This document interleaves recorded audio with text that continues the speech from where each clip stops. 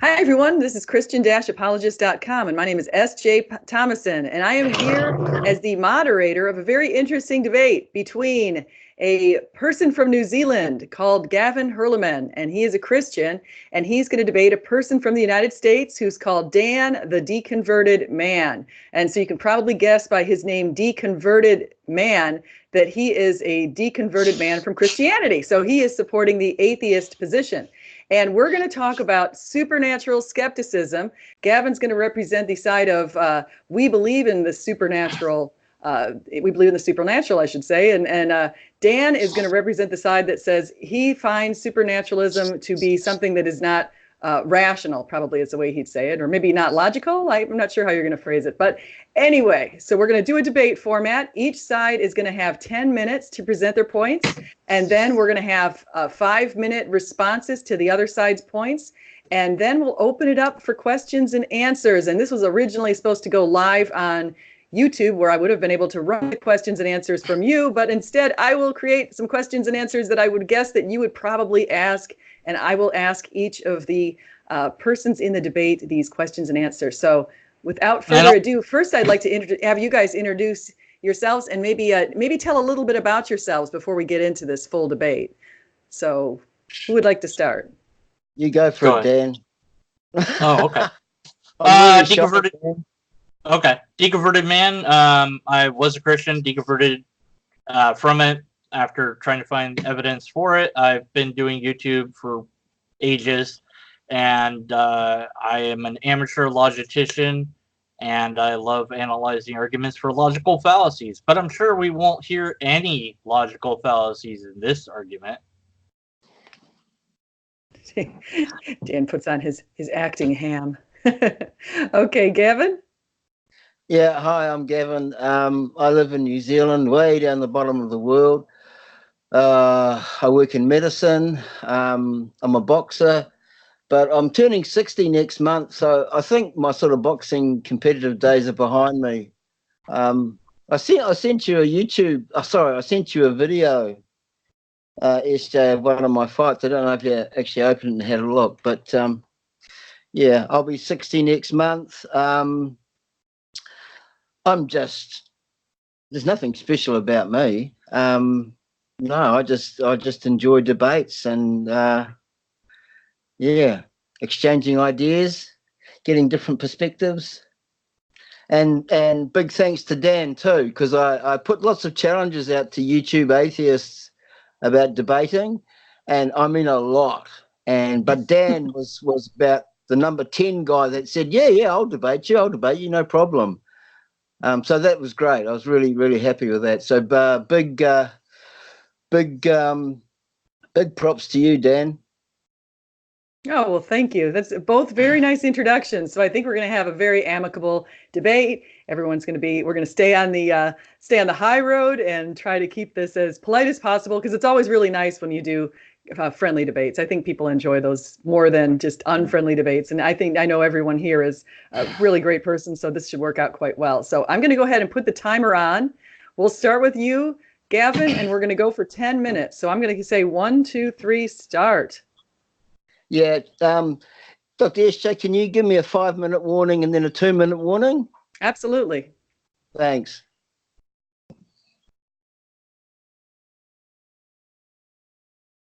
So am I waiting for you to say start?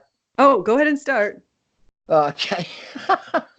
All right. So look, I'm taking the affirmative stance for Christianity. A little bit different today because I'm going to be arguing from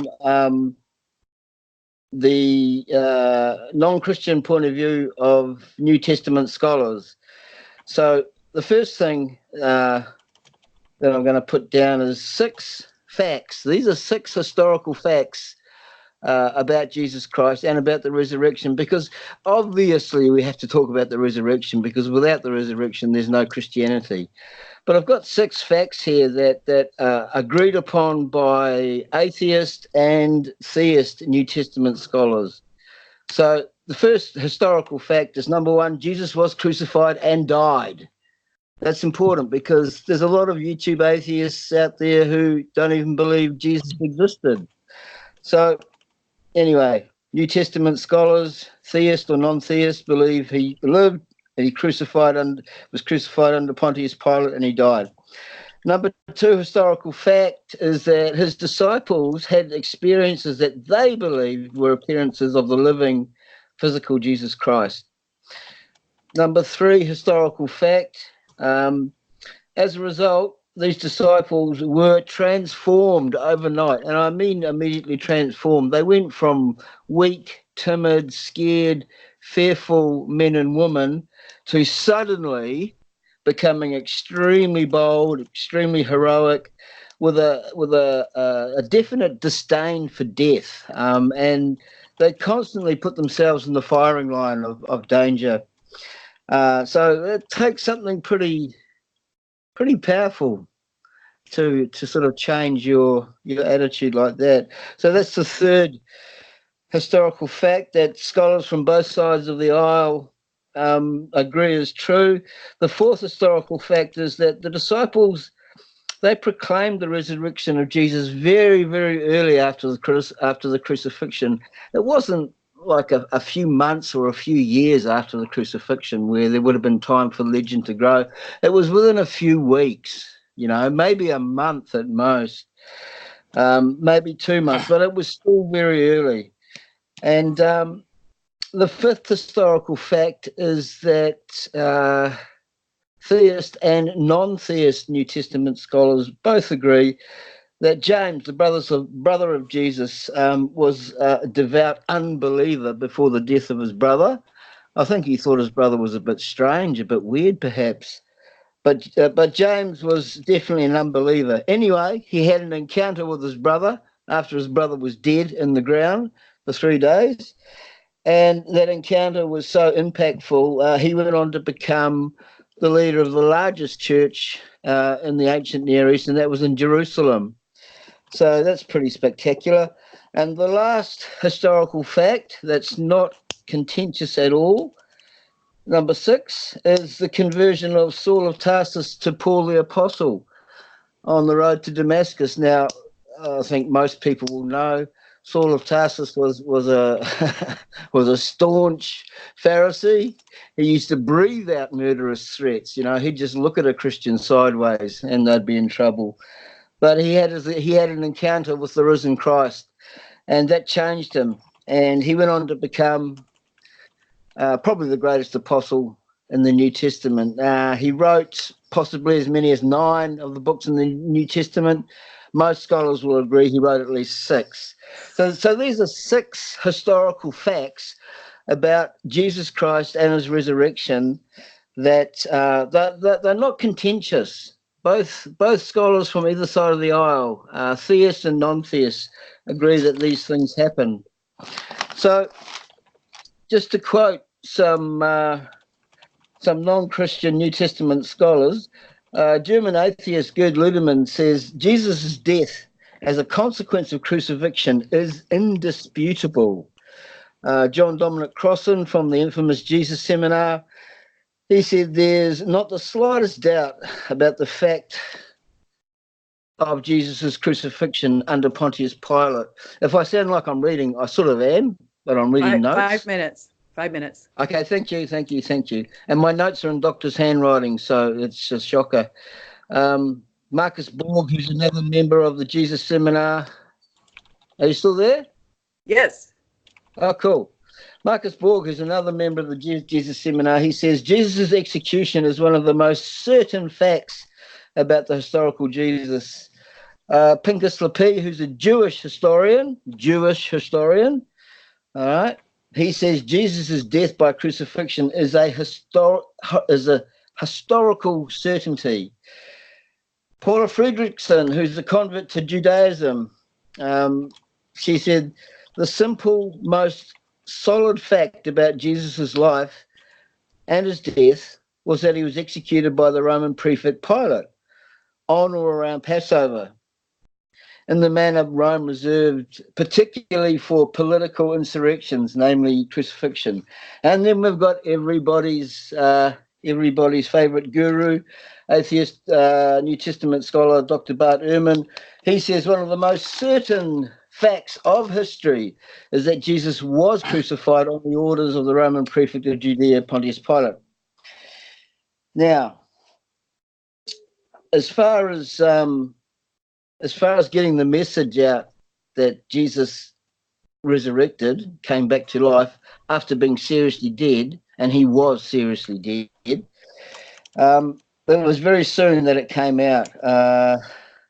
German atheist Hurlimann states the elements in the tradition are to be dated to the first 2 years after the crucifixion of Christ. Robert Funk from the infamous Jesus Seminar says the message about Jesus' resurrection was out and about 2 to 3 years at the most. And remember, these guys are not Christians, okay? They're just, they're not believers. They're not believers at all. Here's another quote from our favorite atheist scholar, New Testament scholar, Dr. Bart Ehrman. We can say with complete certainty that some of the disciples at some later time insisted that he soon appeared to them, convincing them that he had been raised from the dead. German atheist Gert Ludemann says it may be taken as historically certain that Peter and his disciples had experiences after Jesus' death in which Jesus appeared to them as the risen Christ. Paula Fredrickson, actually, this is a very interesting quote. Paula Fredrickson, I'm tripping over my tongue here because of these big words. 2 minutes. Paula Fredrickson says, I know in their own terms what they saw was the risen Christ. I'm not saying that they really did see the risen Christ. I wasn't there. Bit of butt covering there, I think. She says, I wasn't there. I don't know what they saw, but I do know as a historian, she says, I knew that they had seen something.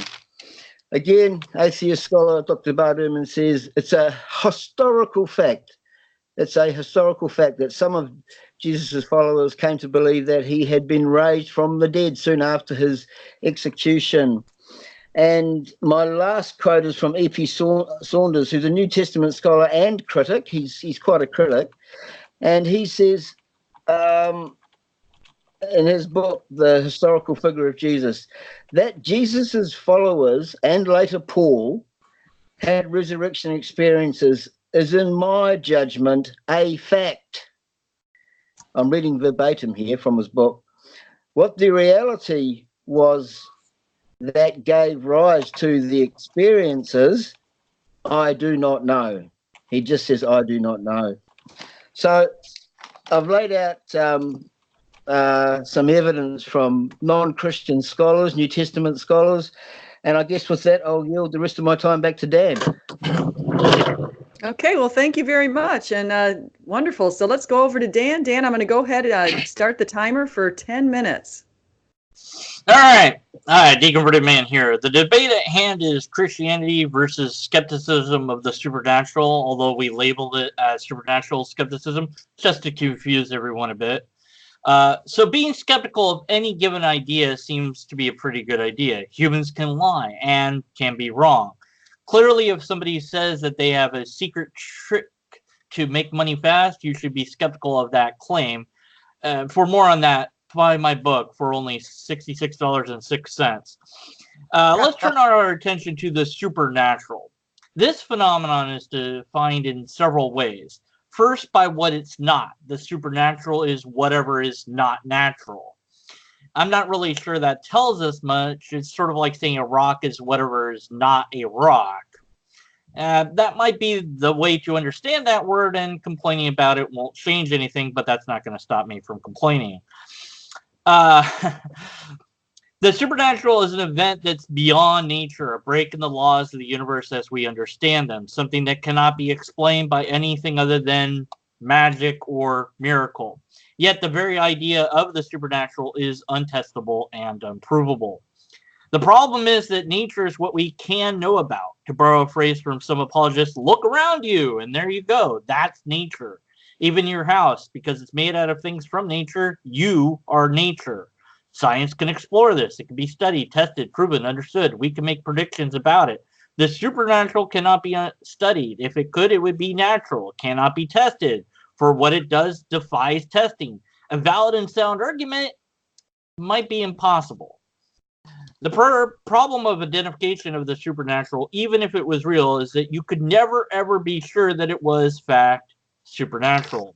Here's the rub. We observe event X happen. We have records of it, recordings, and so on. But every test we know to make on it is made. All things are examined, and we just don't know what to make out of it. It's unexplained by any natural ideas we have. That does not and cannot make it anything else. We do not know. That's it. It's unknown. To assert that it must be something supernatural is to make an appeal to ignorance, or depending on how it's phrased, an appeal to personal incredulity. For example, the miracle, the supernatural event of Jesus' resurrection, and for that I'm tentatively granting happened, Jesus got a bit upset and died, and then he came back. Amazing. How could that possibly happen? Must be a miracle. That means he's God or from God or whatever you think the Bible says on that. Sorry, did I say Jesus got upset? I meant to say he was a bit crossed. Let's say that Jesus was in the modern day and age and he died. We'd have doctors examine him, no brain functions, no heartbeat. He's really dead, like super dead.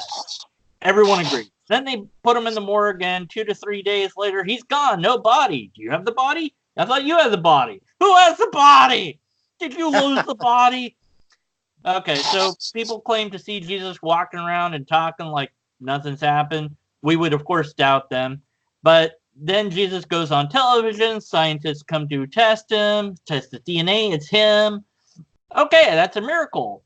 Or, well, is it? We've never seen anyone come back from the super mega dead. What other possible explanation is there? And there you go, right smack into the personal incredulity. We can't think of a different explanation, so it must therefore be X.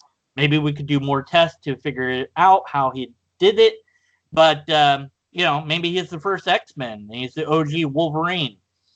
There's also the issue of asserting that X is the answer when X has not been shown to be a thing in the first place. An example I've used in some of my other videos, shameless plug, is thus. I'm sitting down doing YouTube. The door in my room opens. This scares me. I go into fight/flight mode. I assume it's a an agent, because that's ingrained into my brain by evolution to do so. It's safer to think it's a person or animal and be wrong. So I hide, I come out, grab a weapon, I call out, who's there? Go to my door. If this is where you're watching me in a movie, you're like, don't go that way. But I can't hear you because I'm in the movie. Anyways, I open my door. There's nothing. No person, no animal, nothing large enough in sight. The window's closed. No air is blowing hard enough. Clearly, it was a ghost. But that conclusion's not warranted. I have no example of a ghost, nor do I know what they can do or if they cannot do things. So the assertion is simply a bald one with no backing at all. To summarize all of this, is a syllogism. Premise 1, anything that cannot be shown by science and or supported by valid and sound arguments is something we must be skeptical of. Premise 2, the supernatural cannot be shown by science or supported by valid and sound arguments. Conclusion, we must be skeptical of the supernatural. And so I await my worthy opponent to present the empirical evidence. Say that again. A valid and sound argument that would negate my syllogism in full. And if he's unable or unwilling to do this, then we have to be skeptical of the supernatural. And I dare say most of Christianity relies very much on that being a thing, depending on your theology, of course. This concludes my opening argumentation. Thank you. Okay, well, thank you. That's great. Both of you had an interesting opening argument. So let's go to the 5-minute response to the other person's arguments phase. So we'll go back to Gavin to respond to Dan's argument. Yeah, no problem. Good opening statement, Dan. Look, I'm with you, buddy. I used to be with you until I started digging.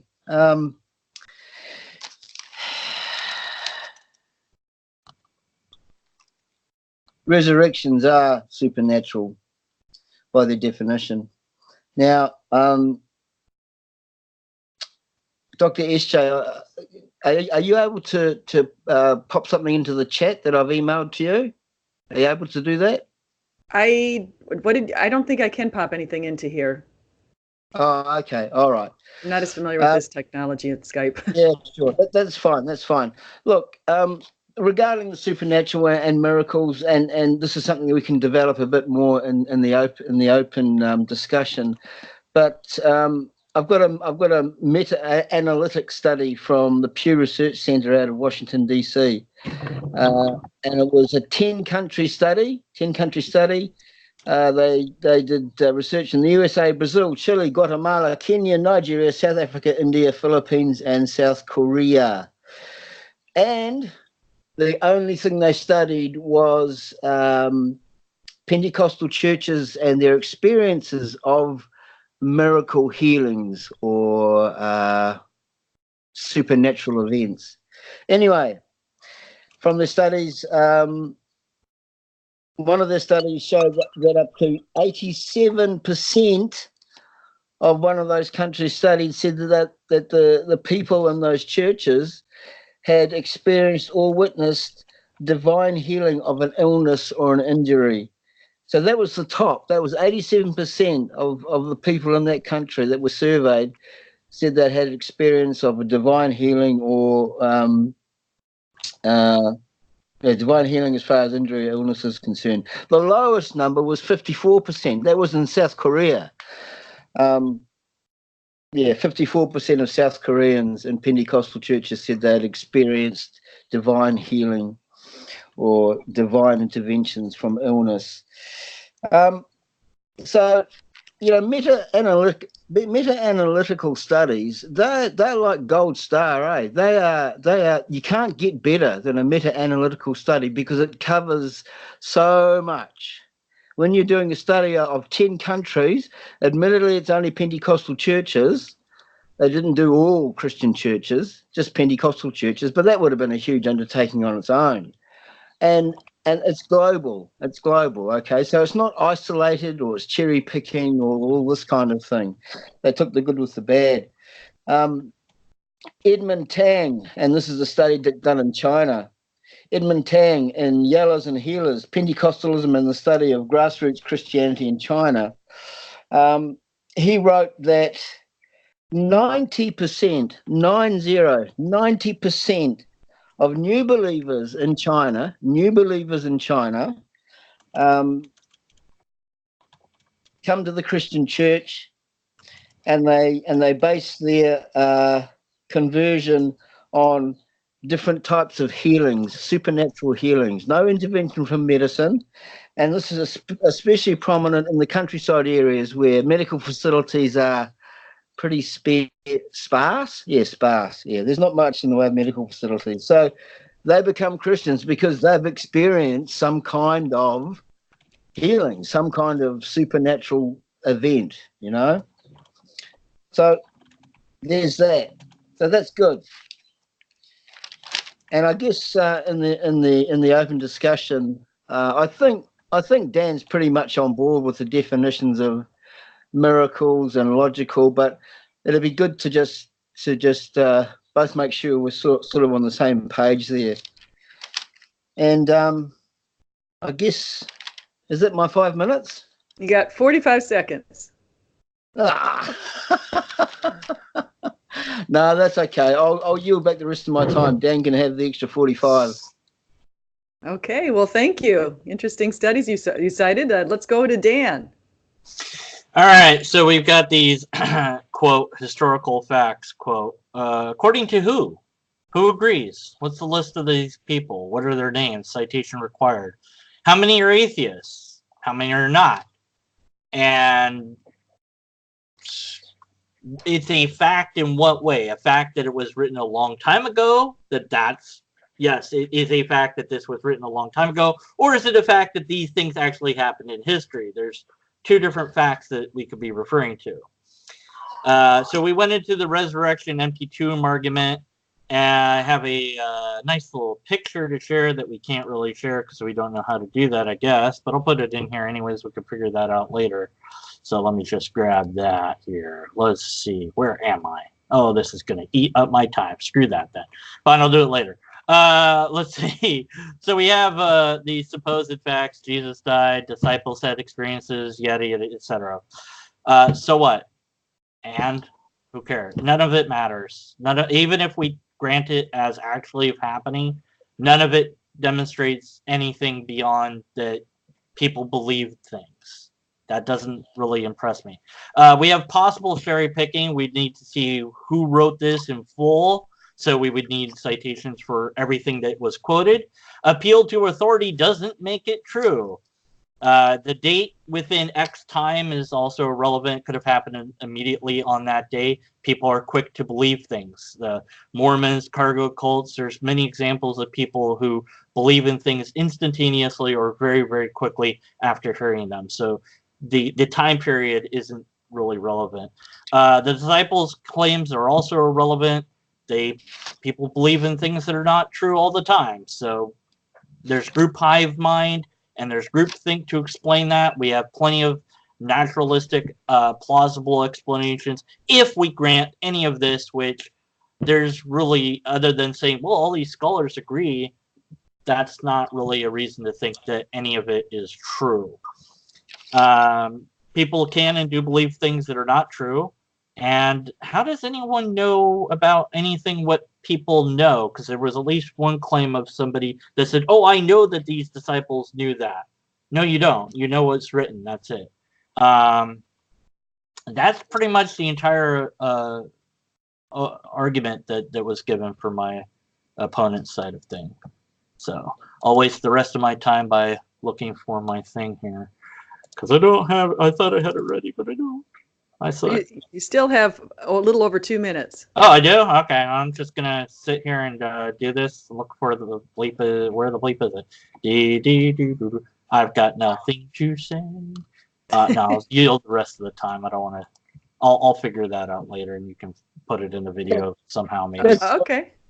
Yeah, that's fine, Dan. Maybe it's under debate. I'm stupid. That's why. Okay. So we'll go to you two asking each other questions. Maybe we'll start. Do you want to do a 5-minute, Gavin? You ask Dan questions, and then Dan responds and asks. Then he comes with 5 minutes and asking you questions. Yeah, sure. Yeah. I was thinking the control the question thing, like Matt Delahanty did with Site 10 back in the day. Yeah. Okay. Yeah, go ahead. Ask me whatever you want. Okay, so I'm putting it on for 5 minutes of Gavin's questions to Dan. Yeah, okay. So start now? Start now. Okay. Look, I agree with a lot of what you said, Dan. I just want to get our definitions right, and I think we're pretty close. I think we can agree on this. As far as the word miracle is concerned, I'm using the Stanford Encyclopedia of Philosophy definition, and it says a miracle, which comes from the Latin word mirare, to wonder, is an event that is not explicable by natural causes alone. Would you agree with that? That is essentially how I defined it. Yes. Yeah. Okay. Great. Big tick there. See, we've got a lot more in common than we realise. Now, also the word logical. Again, this comes from the Stanford Encyclopedia of Philosophy, and they define the word logical as it is universally accepted that a logical truth ought to be such that it could not be false. It ought to be such that it must be true. And I've just given a simple example of a logical truth is you shall not murder. Would you agree with that? A logical to the definition of the word or to the example? No, the definition of the word logical. Oh, the definition of the word logical, if logic equals whatever is true or whatever agrees with reality, that would be an acceptable one possible definition of logical.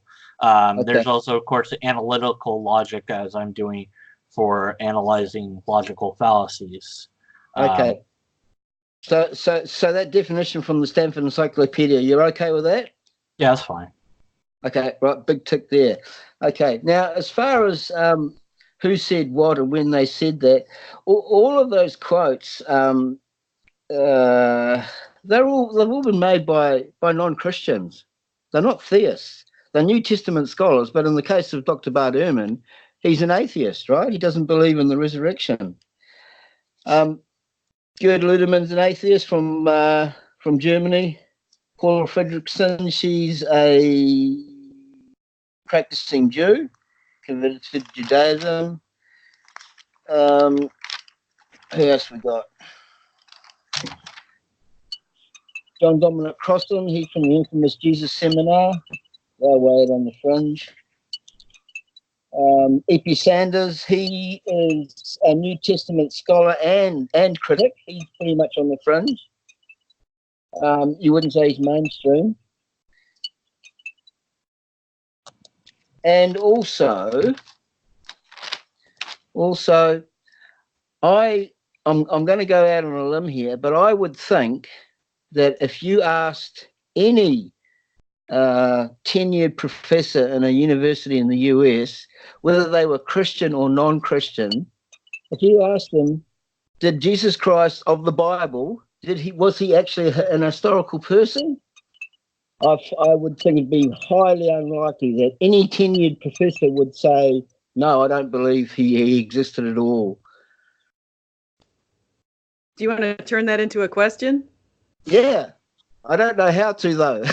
Oh, can you say, would you agree with that maybe, Dan? No. Would you agree with that, Dan? No, because I haven't seen a survey of college professors, so I can't agree with that. If you have the data, show the data. If you have the citations, give the citations. You're welcome to do that, and in text format, and send it to my email. I send it to SJ and post it on the the description of the video itself once it goes live. Yes. But without that, I cannot accept anything asserted without documentation of that nature. Sure. Yeah, sure. I emailed Dr. SJ a ton of citations and evidence, but unfortunately we've had a bit of technical difficulty. But anyway, it can be backed up. And those six historical facts, six historical facts that I read out, they are agreed upon 100% by non-Christian and Christian New Testament scholars. That is a fact. I'll post any references either of you send to me. I'll just note that really quickly in the description. Yeah. So that comes to 5 minutes. Do you want to go longer, or do you want to go back to Dan now for Dan to post some questions to Gavin? Oh, I actually just had one question for Dan. Dan, and you'll have to help me here, my friend. You said something about anything that we cannot prove empirically we should be skeptical of. Is that right? Or did I hear you wrong? No. The syllogism is anything that cannot be shown by science and or supported by a valid and sound argument is something we have to be skeptical of. Right. So should we be skeptical That's of premise one. Okay. So should we be skeptical of consciousness? Can it be shown by science and or supported by a logically valid argument? Can it? I don't know. You're asking the question. Question implies a premise is embedded within it. Well, my question was, should we be skeptical of consciousness? Depends what it is. If it's something supported by science and or supported by a valid argument, then no. If it's not, then yes. Depends what it is. Or what it isn't. Depends what the consciousness is, or even if it's a thing at all. I'm talking about consciousness in the everyday layman sort of sense. I'm not trying to play semantics. No, but I mean, it's either examinable by science and or it has a logical argument for it, or it doesn't. So whoever is making the claim that consciousness is a thing must produce one of those things to show that it's true. If they cannot, then we have to be skeptical. Can science empirically prove that consciousness exists? I don't know. I'm not a scientist. Okay, well, let's go to Dan's questions, just because we've come upon our 5 minutes, and consciousness is a funny thing. I'll just piggyback on that. It's sort of an awareness, and it is really one of those things that people have a lot of questions about. So, okay, let's go ahead and go to Dan. you had said that there was that a resurrection is a miracle by definition. Why? Because it's an event that's not explicable by natural causes alone.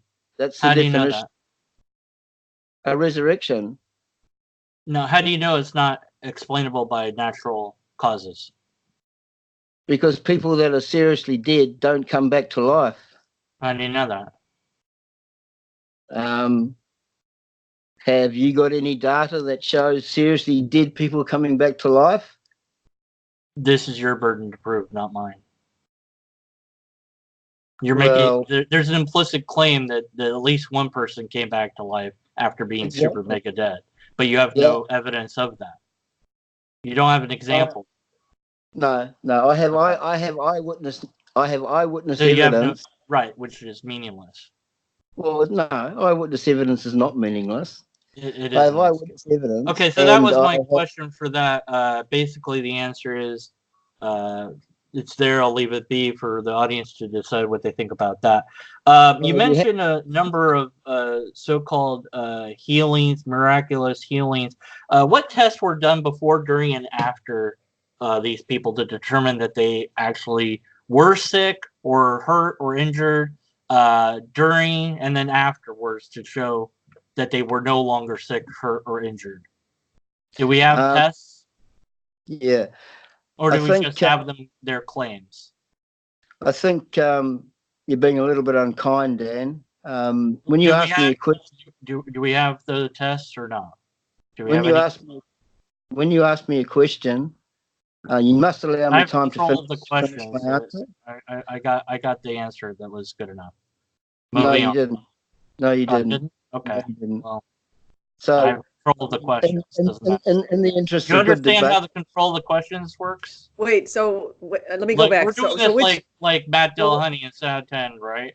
Like where I have control the questions and I can just hang up and be done with his answer. So I'm not going to sit for an hour listening to a non-answer, which is what he gave.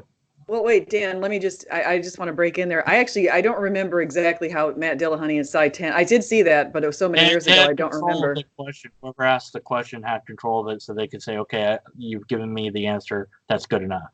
And then you proceed to the next question.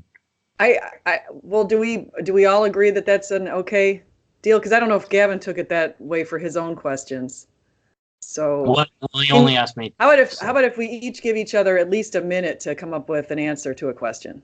Okay, so the first question, going back to that, was how do you know that a resurrection from a death is a miracle event? And I've got 1 minute to answer.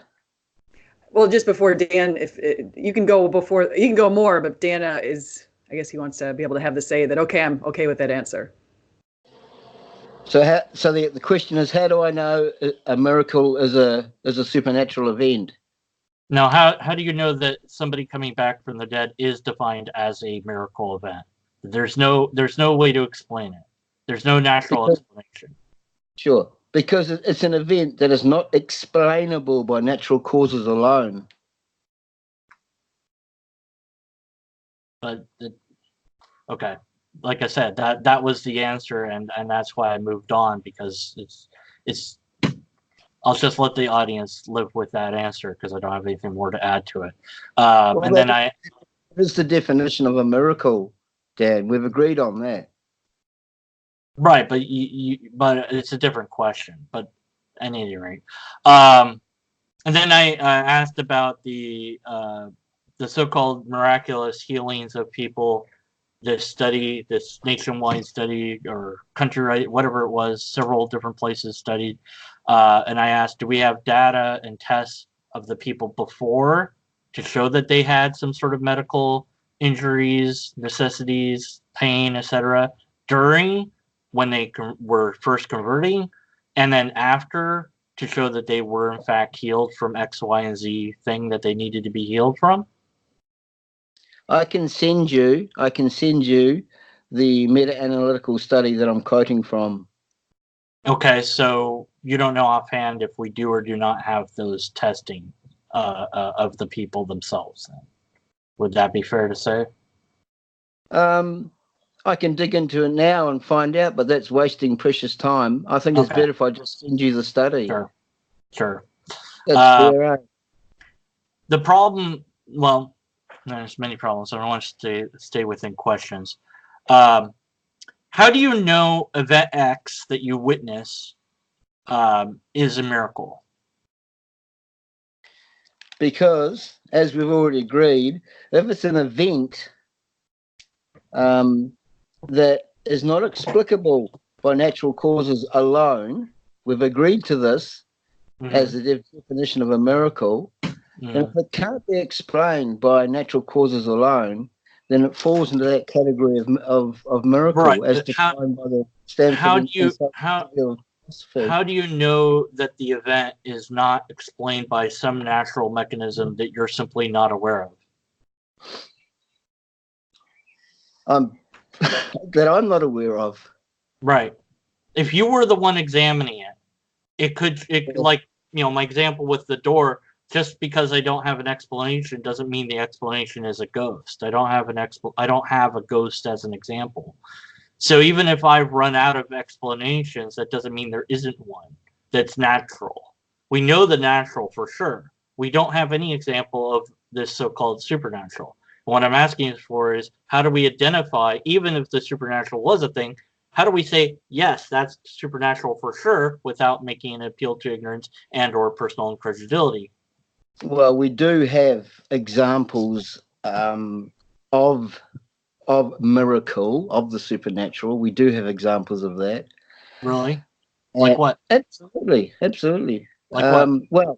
Well, for example, just a simple example, and now here's the thing that's really important. Miracles are very, very, very improbable. Okay. How do you know that? Well, if you let me finish, they're not impossible, but they're highly improbable. It's not as though in every book of the Bible there was a miracle.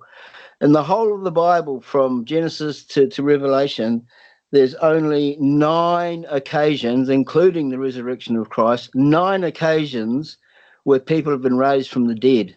And that's the entire Bible. So it's rare. It's highly improbable, but it's not impossible.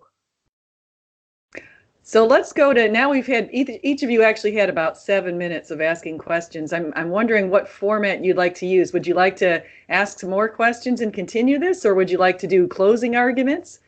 What do you think? I'll do a closing argumentation, certainly. I'm happy to do that. But I mean, you know, what I will do is, you know, whoever's in chat, I'll just record the chat and I'll answer any and all questions directed at me. And I might address questions directed at Gavin, just because, you know, it'll be on my channel and do whatever with it that I feel like.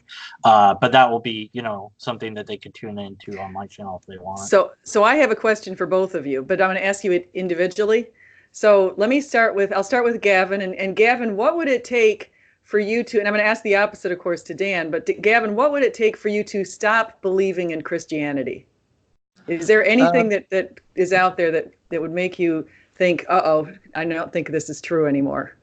Yeah, absolutely. And it's the only thing that would make me stop believing in Christianity and believing in Christ, and that would be some kind of complete refutation of the entire Scripture. Now, that's a pretty high bar to achieve, but if something was found that completely debunked Scripture, yeah, that would make me an unbeliever. Okay, fair enough. And Dan, let's go to the opposite question. What would it take for you to come to Christ, to believe in Christianity? Empirical evidence, repeatable tests, and or a logically valid argument. But put it in layman's terms, if you would. Like, what would it take? Would it take, for example, walking and finding Jesus standing in front of you? What would it take to? Empirical evidence would be visible, like this. So this is a blue sheep. Give me an example. There's a blue sheep. That's empirical evidence of a blue sheep. Testable. Look, I can drop it and it falls. It's testable. Valid and sound argument. See informal and formal logic for how to construct a valid and sound argument. Any of those would convince me. None of them I've ever run across or heard or seen as yet But maybe we'll get one day. We didn't hear, but maybe we will one day.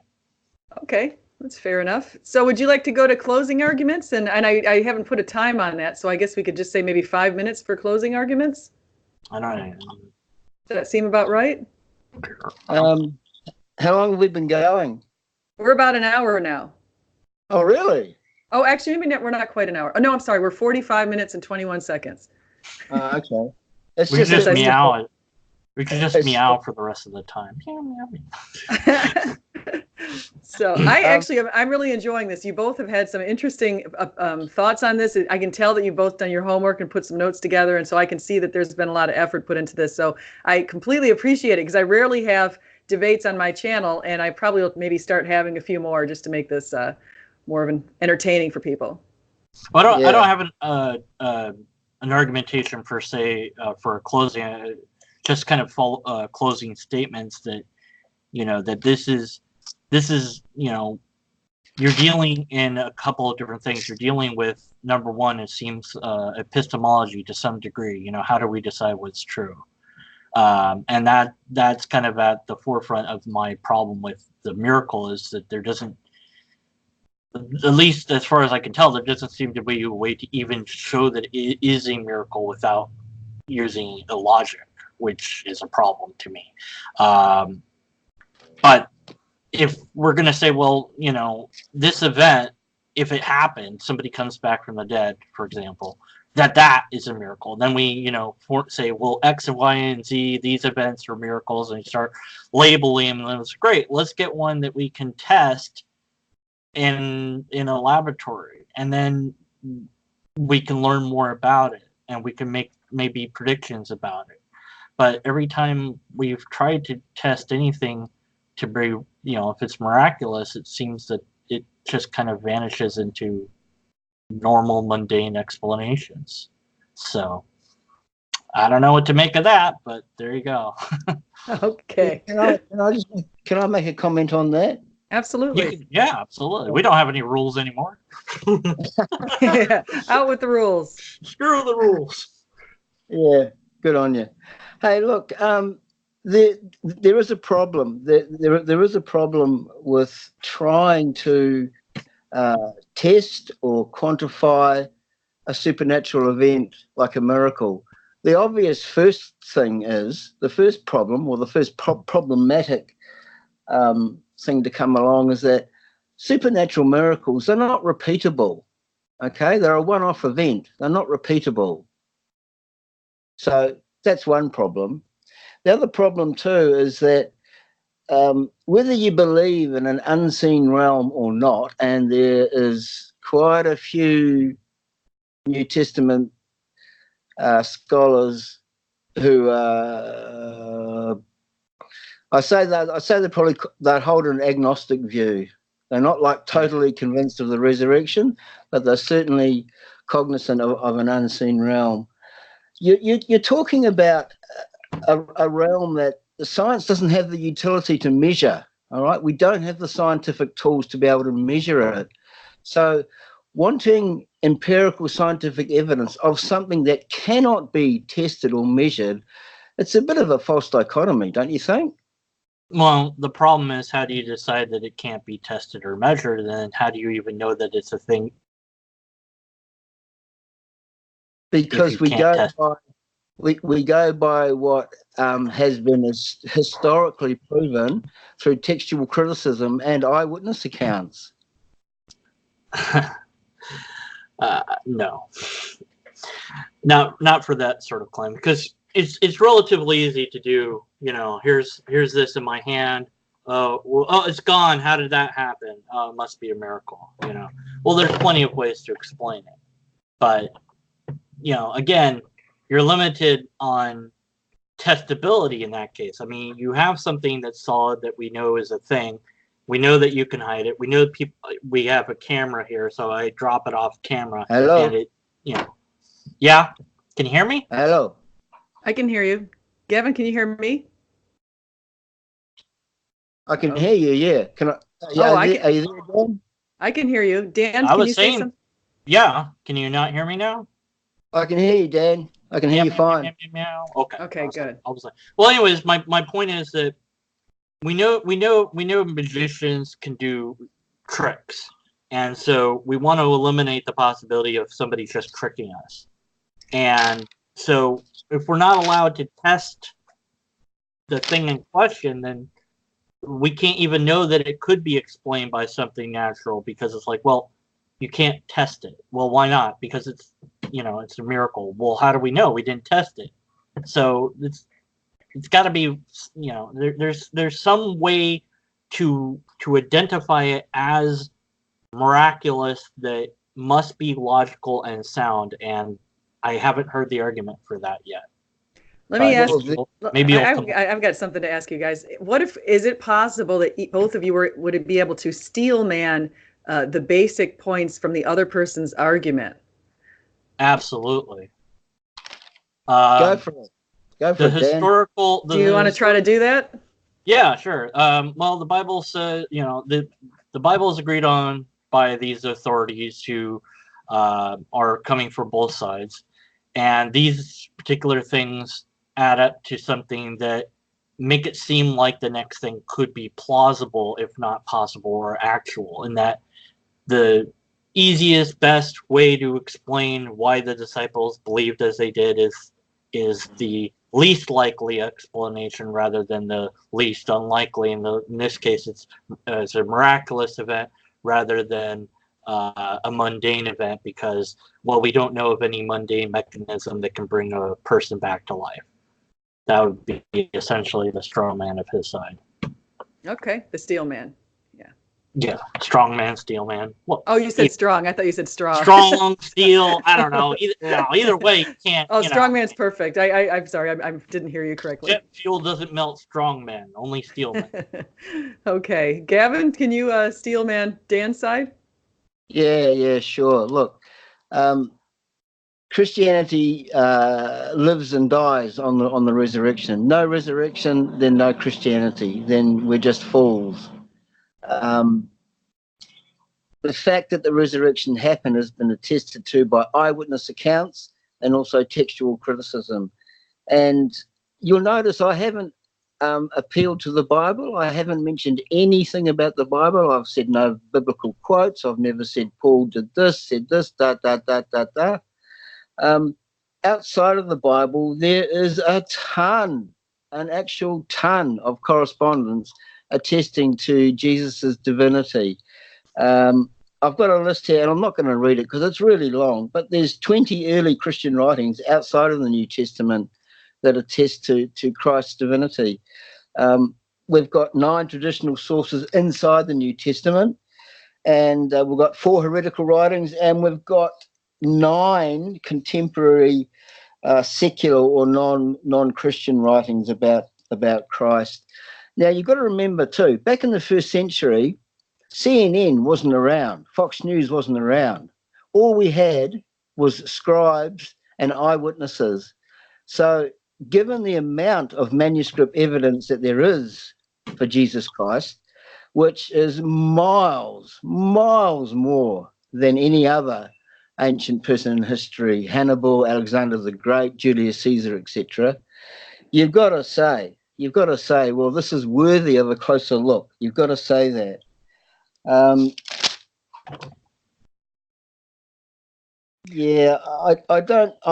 really like Dan, but I think it's just a little bit. Hold on, my friend. I don't think you steeled man me at all, though. You. Oh wait, so Gavin, you actually, what you did actually was to build your argument. Well, no, he actually strengthened his own argument, but I want to see if you can give your, like, as if you were representing Dan's side, can you steel man his? So, for example, just saying what Dan says, what are his main points to his argument is actually what I'm. Oh, it seems to me that Dan is going along the lines of a miracle, what's supposedly labelled a miracle, may not actually be a miracle, because there may be, in the end, a natural explanation for it that we don't have yet. But maybe in the future, science may have the utilities to explain why this event occurred. But I mean, that's just conjecture. We don't know that. That's exactly Dan's argument, I would say. I would say, Dan, you got Gavin's argument too. It's pretty darn close. It's close enough for my satisfaction. Yeah. Well, okay. With all due respect, Dan, and you're a good guy, but I reject that argument outright. Now, right from the very beginning, I laid out 6 historical facts that non-theist and theist New Testament scholars all agree to. Yeah. How many are non-theist?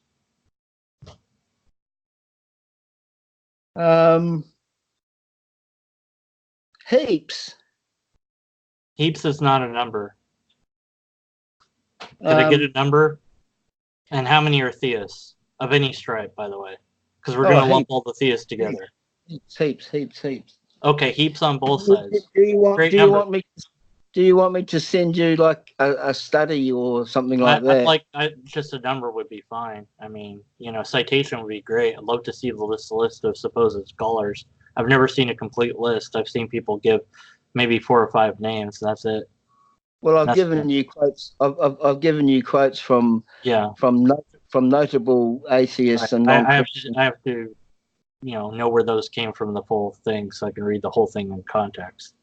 Otherwise, yeah, absolutely, yeah, and absolutely, and good on you for mentioning the word context, which seems to kind of disappear sometimes in these debates. But yeah, I mean, I mentioned Bart Ehrman, E.P. Sanders, Gerd Ludemann, Paula Fredrickson, all those people. They are notable scholars, right? But they're also notable non-Christians. So that's what, 3 at least? Hold on, my friend. Okay, Gerd Ludemann 1, J.D. Crossan 2, Marcus Borg 3, Pinkus Lapide, that's 4, Paula Fredrickson 5, Bart Ehrman 6, Robert Funk 7, E.P. Sanders 8. Yeah, that's 8. That's 8 that I've quoted from. Okay. But I've quoted from them, Dan. I've chosen those people specifically because they're notable. They're notable. Right. They're not just obscure people. I mean, everybody's heard of Bart Ehrman. Really. But what's interesting is they're still not a Christian. So there's the one key element that they don't think is historical, which would be the resurrection itself. Like, they believe that the people believed it, but beyond that, like, they don't believe it happened. That's right. Yeah. That's right. And they believe. Sorry, you go. Yeah.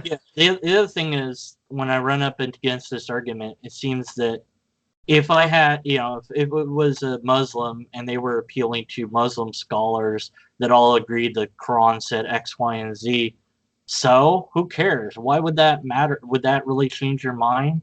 No, you want like a complete rebuttal of your holy book. So, but I mean, I don't know, but yeah, I wish I had an audience to interact with. I know. I'm done. Well, I tell you what. Here's what we're gonna do. So I'm gonna go ahead and we'll close this out. I want to let you guys know that I'm gonna put links to both of your accounts in here. Actually, Gavin, I'm not sure how we can reach you, so I wanted to maybe spend a little time for each of you to share with the audience how people can get a hold of you if they'd like to get a hold of you, whether it's your email address or if you have a Twitter account or some other social media, or if you have a website or anywhere else people can go. And then what we'll do is we'll close it out, and then I'm going to premiere this in 50 minutes or so, right around 6 o'clock our time, Eastern Standard. And so we will do that. So I'm going to start with, we'll go back to Gavin. Gavin, if you could just share how people can find you. Hello. I can see you look frozen, but I can hear you. Yeah. Can you hear me okay? I sure can. Okay. Someone was trying to ring me in the middle of a debate. Oh, come on. Are you still there, Gavin? I'm still here, yeah. Okay. Can you share how people can find you? Okay. I don't do Twitter because Twitter's a dumpster fire. I don't have a website, and I don't have Facebook, which is amazing. And there's a reason I don't have Facebook. And I think, do you remember Betty White from the Golden Girls years ago? Oh, sure. Okay. I saw Betty White do a stand-up routine once, and she just cracked me up. She was about 92. She said, "Oh, I don't understand Facebook. In my day, we used to have a thing called the telephone book, but we wouldn't sit in front of the telephone book for 4 hours." That's true. So I don't have Facebook. People can get me on my email. So it's my name. I'll spell it. G for giraffe, A for apple, V for Victor, I for igloo, N for, what's N for? Necessary. Nothing. H for Harry, U for umbrella, R for Roger, L for Lima, I for igloo, M for Mary, A for apple, N for Nelly, at gmail.com. That's where you can get me. Dan, are you there, Dan? Yeah. Can you flick me an email, buddy, and just ask me on the email what you want. Your sound's going in and out here, Gavin. Hold on. Yeah, Dan, can you flick me are you there, Dan? Yeah. Yeah. Can you flick me an email and just ask me specifically what you want me to send you? Because I've got. Oh yeah, sure. I just want to know what to send. I just want to know what to send. It'll be in regards to this particular argumentation that you made. Yeah, that's great. That's great. Yeah. That's awesome. That's awesome. I don't know if we're still recording. You can edit. We're still recording. You can edit stuff, right? I can say anything I want. You can edit it later. No, you better not, because I'm not. I'd have to edit it on YouTube, and that's going to take a little while. That's for me. Which is going to be hilarious to me. Let's first find out now. How can we reach you? Yeah. Deconverted Man on YouTube, Deconverted Man on Twitter, and then I have a blog. If you care, it's on my about page on my YouTube channel. But it's a lobster something blogspot. I don't remember the URL, but it's on my about page. So if people really want to read what I write, they can find it. And you have a YouTube channel too, so I'll connect. Yeah. I'll put your YouTube in the description. Yeah, people kind of know. Yeah. Okay, so sorry for my dog shaking in the background. So at least it wasn't really loud blurping sounds. Yeah, won't tell the audience what that means. Drank my tea a little loudly in front of the speaker. So, okay. Well, anyway, I want to thank all of you for all coming on, and it's just been really enjoyable. You guys have done a great job, lots of preparation, great facts today. And so I'm going to go ahead and say stop the recording, and I will be broadcasting this in about 45 minutes on YouTube. So the premiere will be up in a little bit, and I hope you two will come in the chat, and so we can all interact with the audience. Hopefully there will be an audience. All right. Thank you so much. I'm going to stop right now.